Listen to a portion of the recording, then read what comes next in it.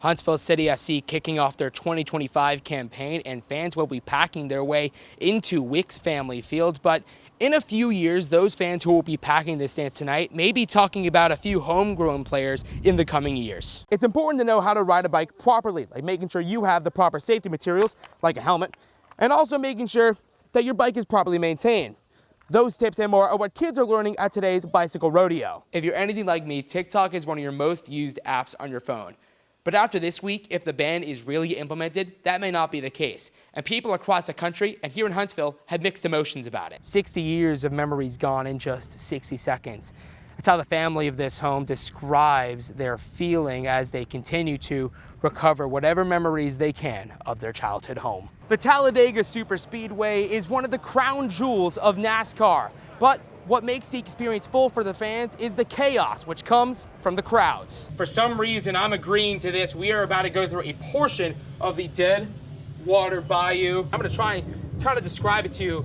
And this place, oh my God!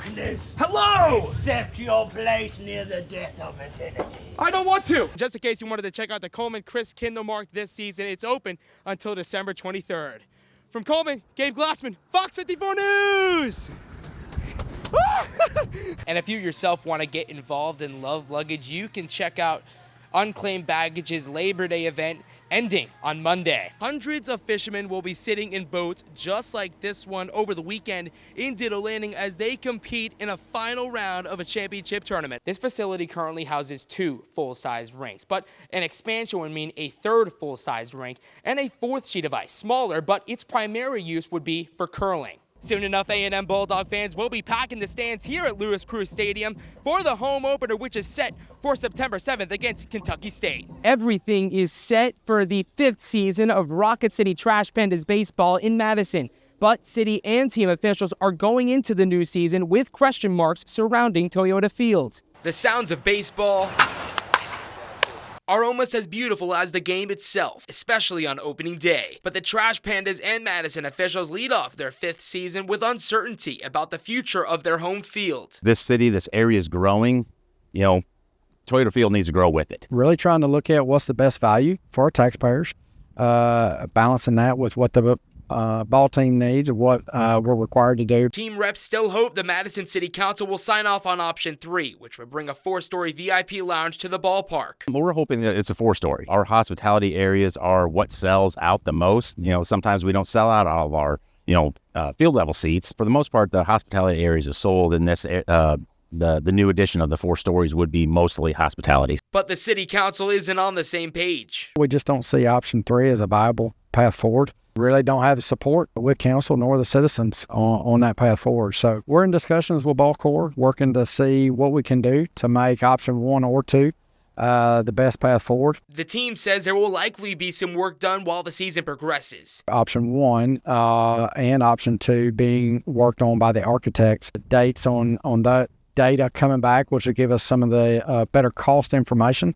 Early May, that'll come back. That's when the city the city council will make a decision on which option they're gonna take. But both Trash Pandas and Madison officials are hoping to have whichever renovations ready by the time baseball is back in 2026. From Toyota Field, Gabe Glassman, Fox 54 News. It takes a whole team to put on a performance. Every member, every note, synchronized and harmonized.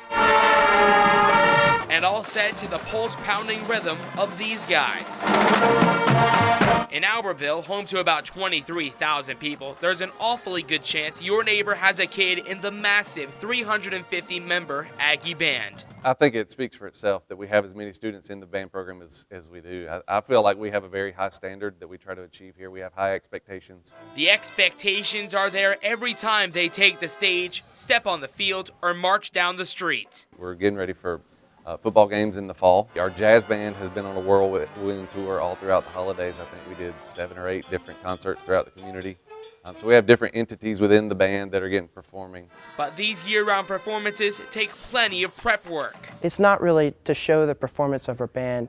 It's to show, as a band, we come together and we unify under one sound. It can seem chaotic at a glance. 350 of us is getting thrown onto the field and handed like dot sheets, and it's just like, good luck, I hope you know what you're doing. And then after like a couple weeks, it gets a lot easier and we start like flowing together. And meeting those expectations brings high reward. The band has been invited to some of the most prestigious showcases in the country. But wherever they may go, and however many tubas, trombones, and trumpets there are, these musicians do it all together. Over the years, we have really become more like family. A family with hundreds of voices, all committed to one sound. In Albertville, Gabe Glassman, Fox 54 News. Stand beside her and guide her through the night with the light from above. Memorial Day offers a chance to remember those who have fought for our country's freedoms, but some veterans can go under the radar. We learned that there was 10 unmarked graves, and it just completely made me distraught. I was just like, this is not okay. Emma Landrum, a 15-year-old junior in high school, started the Forgotten Warriors Project 7 years ago when she was just finding her footing in the Girl Scouts. She was so upset about it and so passionate about it, and she was like, can I do that for my bronze project? Mr. McFarland will always be in my heart. It was the first marker that I ever set, and we actually, when my dad died, we got them right across from each other. Emma's father, who served in the United States Air Force, now lays just feet away from Donald McFarland, who received the first military marker funded by Emma's movement. Her dad, John Landrum, died a few years ago from COVID-19. I remember when me and my dad were just placing a grave, like a marker on the grave, and it was really amazing, and now he's right here, right next to Mr. McFarland, and it is awesome. It is amazing to know that he is that close to where we were placing a wreath on a grave. The Forgotten Warriors Project may have started as a Girl Scouts project, but Emma is making this a lifelong journey to make sure every veteran's memory is remembered. I didn't know if she was going to stick with it or if it was just going to be a one and done. Well, it was not for her. She immediately decided she wanted them all. I will not, for the life of me, quit this. This is not because of my Girl Scout project. This is because of my heart. And it's because of Emma's hard work, 10 military markers are now on display at Rose Lawn Cemetery for family and loved ones to cherish forever. From Decatur, Gabe Glassman, Fox 54 News.